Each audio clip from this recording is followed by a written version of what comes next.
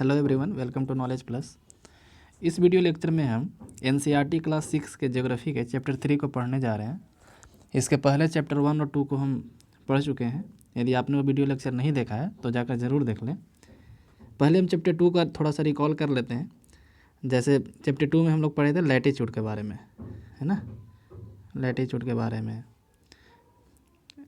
Longitude के बारे में पढ़े थे, जिसको हिंदी में हम लोग अक्षांश और देशांतर बोलते हैं। उसके बाद फिर हम लोग उसमें पढ़े थे ग्रिड के बारे में, किसी कंट्री का टाइम कैसे, टाइम जोन क्या होता है, टाइम कैसे निकाला जाता है, इंडिया का टाइम ग्रीनविच मीन टाइम से कितना ज़्यादा है, तो इस बारे में हम लोग पढ़े थे। इक्वेटर क्या होता है, ट्रॉपिक ऑफ कैंसर क्या होता है, ट्रॉपिक ऑफ कैप्रिकॉर्न क्या होता है, डिफरेंट हीट जोन के बारे में पढ़े थे, जैसे torrid zone, temperate zone, frigid zone. आज हम लोग इसमें मोशंस ऑफ अर्थ पढ़ने जा रहे हैं ना, कि अर्थ का मोशन क्या होता है, रोटेशन क्या होता है, रिवोल्यूशन क्या होता है, सीजन कैसे चेंज होता है, दिन और रात कैसे होता है, ये सब आज हम इस चैप्टर में पढ़ने जा रहे हैं। तो आइए शुरू करते हैं आज का क्लास।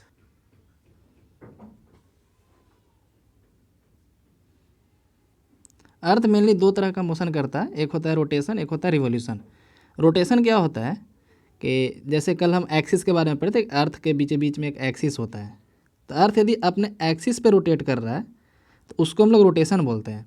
और अर्थ ऐसे, जैसे ये सन है और अर्थ ऐसे सन के चारों तरफ जब चक्कर लगा रहा है उसको हम लोग रिवोल्यूशन बोलते हैं।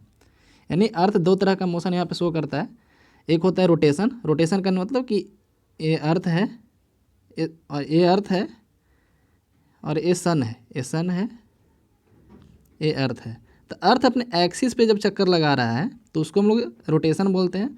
और यही अर्थ सन के चारों तरफ जब चक्कर लगाने लगता है तो उसको हम लोग रिवोल्यूशन बोलते हैं। वही यहाँ पे भी लिखा है, rotation is the movement of earth on its axis. यानी कि रोटेशन क्या है, तो movement of earth on its axis. और रिवोल्यूशन क्या है, movement of earth around the sun in a fixed path और ऑर्बिट। ऑर्बिट क्या होता है यहाँ पे हम देखते हैं, जैसे यहाँ पे डायग्राम के सहारे हम देखते हैं। यहाँ पे एक फिगर दिया गया है, ये जो लाइन दिख रहा है, ये लाइन जो है ये एक्सिस है और ये ऑर्बिटल लाइन है। ये जो ऑर्बिट का प्लेन दिखा रहा है यहाँ पे, ये ऑर्बिट है। तो ऑर्बिट इस तरीके से जब रोटेशन का होता है, सन, अर्थ जो है जब सन के चारों तरफ इस तरीके से चक्कर लगाता है, जैसे यहाँ पे दिख रहा है, ये जो सन है और अर्थ है, तो जिस रास्ते पे अर्थ रिवॉल्व करता है, रिवोल्यूशन मोशन का जो पाथ है, रास्ता है, उसको हम लोग ऑर्बिट बोलते हैं। ये इलिप्टिकल ऑर्बिट होता है, इलिप्स शेप का होता है। इलिप्स कहने का मतलब इस तरह का शेप, अंडा जैसा शेप, उसको हम लोग इलिप्स बोलते हैं। एक्सिस क्या है, इसके बारे में हम लोग कल भी पढ़ चुके थे। एक्सिस एक इमेजिनरी लाइन होता है। इमेजिनरी कहने मतलब अर्थ के बीच में ऐसा कोई लाइन नहीं होता है, एक इमेजिनरी लाइन होता है। मतलब पढ़ने में सुविधाजनक हेतु हम लोग उसको मान लेते हैं कि एक ऐसा लाइन है जो ऑर्बिटल प्लेन के साथ 66.5 डिग्री का एंगल बनाता है। यहाँ पे आप देख सकते हैं, यहाँ से ये जो ऑर्बिटल प्लेन है डॉटेड लाइन में जो है, ये ऑर्बिटल प्लेन है और ये एक्सिस है। इसके बीच का एंगल कितना है, 66.5 डिग्री। यह 66.5 डिग्री ये दोनों के बीच का एंगल होता है। यानी कि यदि पूछा जाए आपसे क्वेश्चन में कि ऑर्बिटल प्लेन और एक्सिस के बीच में कितने डिग्री का एंगल होता है, तो उसको हम लोग बोलेंगे 66.5 डिग्री का एंगल होता है। ऑर्बिटल प्लेन क्या है, the plane form by the orbit is known as orbital plane. जैसा कि हम लोग को पता है कि अर्थ के पास अपना लाइट नहीं होता है, अर्थ सन से लाइट रिसीव करता है। तो स्फेरिकल शेप होने के कारण, इसका शेप जो है स्फेरिकल है, स्फेरिकल शेप होने के कारण हमेशा एक ही अर्थ का एक ही हिस्सा जो है सन के सामने रहता है और दूसरा हिस्सा सन के पीछे रहता है। तो इसलिए एक तरफ लाइट रहता है, दूसरी तरफ लाइट नहीं रहता है। तो जिधर सन, मतलब सन का लाइट जिधर रहता है उसको हम लोग दिन बोलते हैं, इधर डे होता है, और जिधर नहीं रहता उधर नाइट होता है। इस दोनों के बीच में एक बाउंड्री बन जाता है, जिधर जैसे देखिए इस फिगर में हम लोग, इधर डे है और इधर नाइट है, तो बीच में एक बाउंड्री बन गया जहाँ से चेंज हो रहा है, मतलब डे और नाइट चेंज हो रहा है। तो इस लाइन को हम लोग बोलते हैं लाइन ऑफ इल्यूमिनेशन, यानी सर्कल ऑफ इल्यूमिनेशन। तो सर्कल ऑफ इल्यूमिनेशन क्या है, the circle that divide the light, यहाँ पे देख सकते हैं आप, the circle that divides the day from night on the globe. यानी कि दिन और रात को जो अलग करता है उसको हम लोग सर्कल ऑफ इल्यूमिनेशन बोलते हैं। ये सर्कल जो एक्सिस के साथ कोइंसाइड नहीं करता, मतलब ऐसा कोई ज़रूरी नहीं है कि ये सर्कल और एक्सिस एक साथ होगा, ये एक्सिस अलग है और ये सर्कल अलग है, वही यहाँ पे बताया जा रहा है। अर्थ जो है रोटेशन करने के लिए, मतलब अपने एक्सिस पे घूमने के लिए 24 घंटा का समय लेता है, 24 आवर, इसलिए एक दिन में 24 घंटा होता है। और इसको हम लोग अर्थ डे बोलते हैं। इसको डेली मोशन भी बोला जाता है, यानी कि अर्थ जब अपने एक्सिस पे रोटेट करता है तो उसको हम लोग अर्थ डे बोलते हैं या फिर डेली मोशन बोला जाता है। यानी दिन और रात क्यों होता है? डे और नाइट के होने का कारण क्या है? अर्थ का रोटेशन, अर्थ के रोटेशन के कारण दिन और रात होता है। आइए दूसरा पेज देखते हैं। आप एक सिचुएशन इमेजिन कीजिए कि यदि अर्थ रोटेट ना करे, अर्थ जो है स्थिर हो जाए, मतलब अपने एक्सिस पे रोटेट ना करे, तो क्या होगा? एक तरफ हमेशा दिन रहेगा, जैसे आप देख सकते हैं यहाँ पे हमेशा दिन रहेगा और इधर हमेशा रात रहेगा। तो जहाँ हमेशा दिन रहेगा वहाँ पे हमेशा गर्मी रहेगा और जिधर रात रहेगा वहाँ पे ठंडा हो जाएगा। वही चीज़ यहाँ भी लिखा है कि the portion of earth facing the sun would always experience day. जिधर सन होगा उधर हमेशा दिन होगा और जिधर सन नहीं रहेगा उधर हमेशा रात होगा। तो इस केस में लाइफ पॉसिबल नहीं होगा, ऐसे में लाइफ जो है संभव नहीं है, लाइफ ऐसा पॉसिबल नहीं है। एक एंशियंट इंडियन एस्ट्रोनॉमर थे आर्यभट्ट, फर्स्ट चैप्टर में भी इनके बारे में हम डिस्कस किए थे। वो भी ये बात बोले थे कि अर्थ जो है अपने एक्सिस पे रोटेट करता है, क्योंकि पहले बहुत लोगों को पता नहीं था तो लोग अनुमान लगाते थे कि अर्थ रोटेट करता है, कोई बोलता था सन रोटेट करता है। तो आर्यभट्ट के द्वारा बोला गया था कि अर्थ जो है अपने एक्सिस पे रोटेट करता है। दूसरे तरह का जो मोशन है अर्थ का वो है रिवोल्यूशन। रिवोल्यूशन हम पहले ही बता चुके हैं कि अर्थ जब जो है सन के चारों तरफ ऐसे चक्कर लगाता है तो उसको हम लोग रिवोल्यूशन बोलते हैं। एक बार रिवोल्यूशन करने में 365 दिन और 6 घंटे लगते हैं, 365 दिन और 6 आवर। लेकिन हम लोग तो जानते हैं कि एक साल में 365 दिन ही होता है, तो 6 आवर क्या होता है? तो 6 hour plus 6 hour plus 6 hour, ये 4 साल जब ऐड हो जाता है तो 24 आवर बन जाता है। 24 आवर को हम लोग एक दिन बोलते हैं। 24 आवर जो होता है एक दिन के बराबर होता है। तो ये चौथा साल जो है एक दिन ऐड हो जाता है कि एक साल में 365 प्लस 1 यानी कि 366 डे हो जाता है। इसी को हम लोग लीप ईयर बोलते हैं। यानी कि सन को अर्थ को सन के चारों तरफ एक चक्कर लगाने में 365 दिन और 6 घंटा लगता है, तो उसको हम लोग रिवोल्यूशन बोलते हैं। और ये 6 घंटा जो है 4 साल ऐड होकर के एक दिन बढ़ जाता है और वो लीप ईयर कहलाता है। फरवरी में 29 डे होता है लीप ईयर। जैसे 2020 जो है ये लीप ईयर था, इस फरवरी में 29 डे हुआ था। और हर 4 साल के बाद एक लीप ईयर आता है। लीप ईयर पता करना है तो उसमें 4 से डिवाइड करते हैं। जैसे मान लीजिए कि पता करना है कि 2024 लीप ईयर है या नहीं, तो हम लोग उसको 4 से डिवाइड करेंगे। यदि कम्प्लीटली डिविजिबल हो गया तो लीप ईयर है, यदि नहीं डिविजिबल हुआ तो नहीं है। अर्थ का जो रिवॉल्व करने का जो पार्ट है, रिवोल्यूशन करने का जो पाथ है, इलिप्टिकल ऑर्बिट होता है। पहले ही हम इसको पढ़ चुके हैं। अब इसी से जो है मतलब कि सीजन चेंज होता है रिवोल्यूशन के कारण। जैसे हम लोग पढ़ेंगे रोटेशन के कारण दिन और रात चेंज होता है, रिवोल्यूशन के कारण सीजन चेंज होता है। जैसे समर, विंटर, स्प्रिंग, ऑटम, ये सब जो है अर्थ का जो पोजीशन है सन के सामने उसी के कारण चेंज होता है, यानी रिवोल्यूशन के कारण चेंज होता है। यहाँ पर डिफरेंट तरह का टर्म आता है। समर सोलेस्टाइस। समर सोलेस्टाइस क्या होता है? जैसे यदि आपने सेकेंड चैप्टर का वीडियो देखा होगा तो वहाँ पे हम बताए थे कि जैसे ये अर्थ है, ये इक्वेटर है, ट्रॉपिक ऑफ कैंसर है, ट्रॉपिक ऑफ कैप्रिकॉन है, आर्कटिक सर्कल, अंटार्कटिक सर्कल। तो सन जो है यहाँ से यहाँ तक, यानी कि ट्रॉपिक ऑफ कैंसर से ट्रॉपिक ऑफ कैप्रिकॉन तक साल में एक एक दिन उसके ओवर हेड होता है। मतलब कि एक दिन इक्वेटर के सामने होगा एकदम ओवर हेड, उसके जस्ट सामने, फिर 1 डिग्री वाले के सामने, 2 डिग्री वाले के सामने, 3 डिग्री के सामने, 4 डिग्री के सामने, यानी हर एक लॉन्गिट्यूड पे, हर एक लैटिट्यूड पे, लॉन्गिट्यूड नहीं, लॉन्गिट्यूड तो ए होता है, हर एक लैटिट्यूड पे जो है एक एक दिन सामने होता है। और ये कितना दूर में होता है? यहीं तक, ट्रॉपिक ऑफ कैंसर से ट्रॉपिक ऑफ कैप्रिकॉन तक साल में सन एक एक दिन सामने होता है। तो वही यहाँ पे दिखाएगा। समर सोलेस्टाइस क्या होता है? तो 21 जून को सन जो है ट्रॉपिक ऑफ कैंसर के सामने होता है। 21 जून को सन ट्रॉपिक ऑफ कैंसर के सामने होता है, इसलिए उस दिन नॉर्दर्न हेमिस्फीयर में सबसे बड़ा दिन होता है और सबसे छोटा रात होता है। लेकिन यदि हम लोग देखा जाए 21 जून जो है नॉर्दर्न हेमिस्फीयर में दिन बड़ा होता है, डे बड़ा होता है, नाइट छोटा होता है। लेकिन इसी दिन 21 जून को ही यदि सदर्न हेमिस्फीयर में देखा जाए तो दिन छोटा होता है और रात बड़ा होता है, नाइट जो है बड़ा होता है। तो 21 जून को क्या होता है? नॉर्दर्न हेमिस्फीयर में दिन बड़ा, रात छोटा, और सदर्न हेमिस्फीयर में दिन छोटा, रात बड़ा। तो यहाँ पे लिखा है कि the longest day and the shortest night at these places आकर ऑन 21 जून। ये बात किया जा रहा है नॉर्दर्न हेमिस्फीयर, इक्वेटर के ऊपर वाले को। इक्वेटर जैसे अर्थ है, ये इक्वेटर है, तो ऊपर वाले को नॉर्दर्न हेमिस्फीयर, नीचे वाले को सदर्न हेमिस्फीयर बोलते हैं। तो इसको समर सोलेस्टाइस बोला जाता है। समर सोलेस्टाइस किस दिन होता है? 21 जून को। उसके बाद एक टर्म आता है विंटर सोलेस्टाइस। ये क्या होता है? तो विंटर सोलेस्टाइस बोलते हैं कि जिस दिन सादर्न हेमिस्फीयर में दिन जो है बड़ा होता है और रात छोटा होता है, दिन बड़ा होता है और रात छोटा होता है।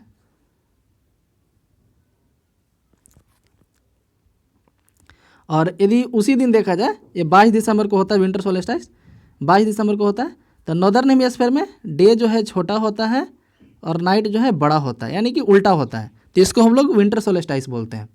तो यहाँ पे क्वेश्चन आता है कि कौन सा ऐसा कंट्री जो क्रिसमस गर्मी के मौसम में मनाता है, तो होगा ऑस्ट्रेलिया। ऑस्ट्रेलिया जैसे आपको पता होगा, मान लीजिए अर्थ है, इक्वेटर है, तो ऑस्ट्रेलिया यहाँ पे, यानी ऑस्ट्रेलिया सदर्न हेमिस्फीयर में।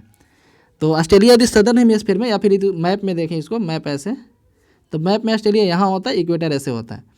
तो सदर्न हेमिस्फीयर में क्या होता है, दिसंबर के महीना में गर्मी पड़ता है, क्योंकि उसमें 22 दिसंबर को सन जो है ट्रॉपिक ऑफ कैप्रिकॉन के जस्ट सामने होता है। 22 दिसंबर को सन ट्रॉपिक ऑफ कैप्रिकॉन यानी कि 23.5 डिग्री साउथ के जस्ट सामने होता है, इसीलिए वहाँ सबसे बड़ा दिन और सबसे छोटा रात होता है। उसी का उल्टा नदर्न हेमिस्फीयर में कर लीजिए, उस दिन सबसे छोटा दिन और सबसे बड़ा रात होता है।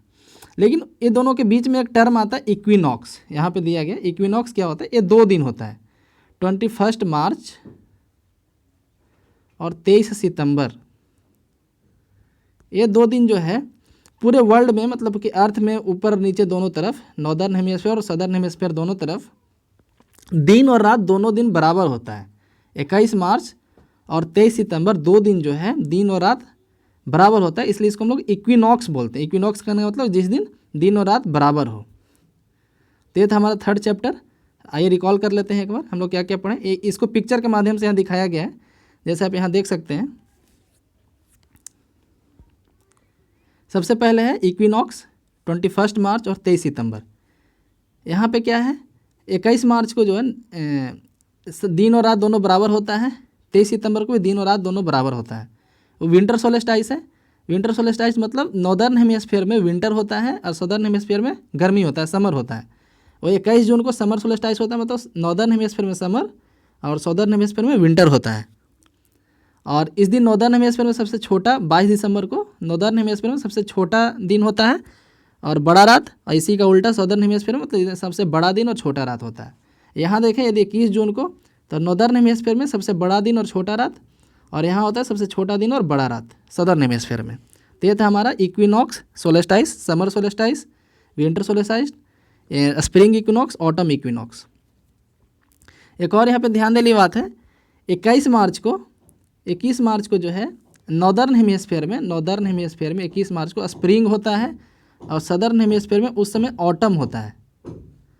और यदि हम बात करें 23 सितंबर को नॉर्दर्न हेमिस्फीयर में ऑटम होता है और सदर्न हेमिस्फीयर में स्प्रिंग होता है। आप यहाँ पे देख सकते हैं 23 सितंबर को नॉर्दर्न हेमिस्फीयर में ऑटम होता है और सदर्न हेमिस्फीयर में स्प्रिंग होता है। उसी तरह से 21 मार्च को इक्विनॉक्स होता है, तो नॉर्दर्न हेमिस्फीयर में स्प्रिंग होता है और सदर्न हेमिस्फीयर में ऑटम होता है। 21 जून को देखा जाए तो नॉर्दर्न हेमिस्फीयर में समर होता है, लेकिन सदर्न हेमिस्फीयर में विंटर होता है। और यदि हम लोग इधर देखें 22 दिसंबर को, तो नॉर्दर्न हेमिस्फीयर में विंटर होता है और सदर्न हेमिस्फीयर में समर होता है। हम लोग जो है इंडिया नॉर्दर्न हेमिस्फीयर में आता है, कम्प्लीटली नॉर्दर्न हेमिस्फीयर में आता है। तो हम लोग इस चैप्टर में क्या क्या पढ़ें, अर्थ का मोशन पढ़े, रोटेशन, रिवोल्यूशन, ऑर्बिटल प्लेन के बारे में पढ़े, अर्थ डे क्या होता है, दिन और रात कैसे होता है, सीजन कैसे चेंज होता है, रिवोल्यूशन क्या होता है, लीप ईयर कैसे बनता है, ये हम लोग पढ़े। फिर इधर इस पिक्चर के माध्यम से सोलेस्टाइस के बारे में पढ़े, विंटर सोलेस्टाइस, समर सोलेस्टाइस और इक्विनॉक्स के बारे में पढ़ें। आइए इसका हम लोग क्वेश्चन आंसर देखते हैं। फर्स्ट क्या है, what is angle of inclination of the earth axis with इस ऑर्बिटल प्लेन। ऑर्बिटल प्लेन यहाँ पे जो है कितने डिग्री का एंगल बनाता है अर्थ के एक्सिस के साथ। तो सबसे पहला टॉपिक यही था, 66.5 डिग्री का एंगल बनाता है। नेक्स्ट है रोटेशन और रिवोल्यूशन को डिफाइन करना है। तो रोटेशन क्या होता है कि अर्थ अपने एक्सिस पे, जैसा कि आप यहाँ देख सकते हैं स्टार्टिंग में ही है, rotation is the movement of earth on its axis. और रिवोल्यूशन क्या है, the movement of earth around the sun, तो उसको रिवोल्यूशन बोलते हैं। नेक्स्ट है what is the leap year, तो जिसमें 366 डे यानी 366 डेज जिसमें होता है उसको हम लोग लीप ईयर बोलते हैं। Differentiate within summer and winter solstice, summer solstice और विंटर सोलेस्टाइस में डिफरेंस बताना है। तो समर सोलेस्टाइस 21 जून को होता है, विंटर सोलेस्टाइस 22 दिसंबर को होता है।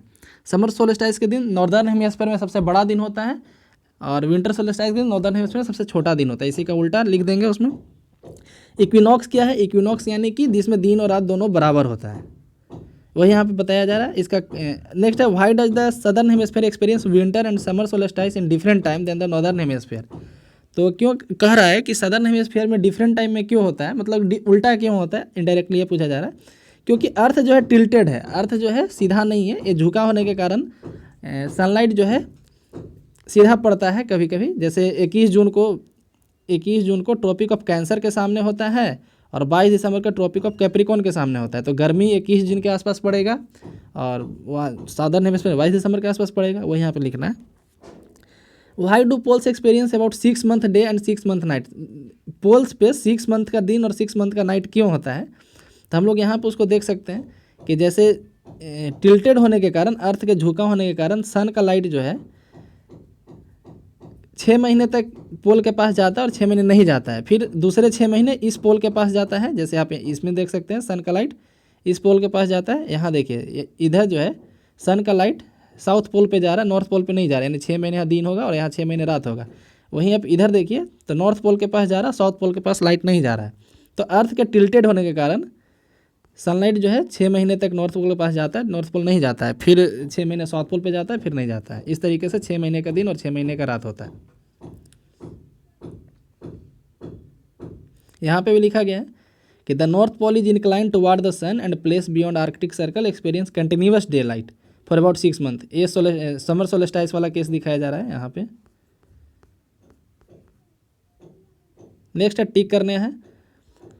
The movement of earth around the sun is known as. Earth का मूवमेंट सन के चारों तरफ, तो उसको बोलते हैं revolution. Direct ray of sun fall in equator. Equator पे कब पड़ता है? तो 2 दिन पड़ता है, 21 मार्च और 23 सितंबर। तो इसका सही आंसर हो जाएगा 21 मार्च, क्योंकि 23 सितंबर तो इसमें है नहीं। 21 जून को जो है ट्रॉपिक ऑफ कैंसर पे पड़ता है और 22 दिसंबर को ट्रॉपिक ऑफ कैप्रिकॉर्न पे सीधा पड़ता है। क्रिसमस जो है समर में कहाँ सेलिब्रेट किया जाता है? तो ऑस्ट्रेलिया में। Cycle of season is called due to. Season क्यों होता है? तो रिवोल्यूशन के कारण होता है। ये फिल इन द ब्लैंक्स का आंसर आप लोग कमेंट बॉक्स में दें। आप इसको स्क्रीनशॉट लेकर के बनाएं, उसके बाद कमेंट बॉक्स में टाइप करके दें। इसी के साथ हमारा लेक्चर समाप्त होता है। आशा करते हैं कि आप लोग को ये समझ। धन्यवाद।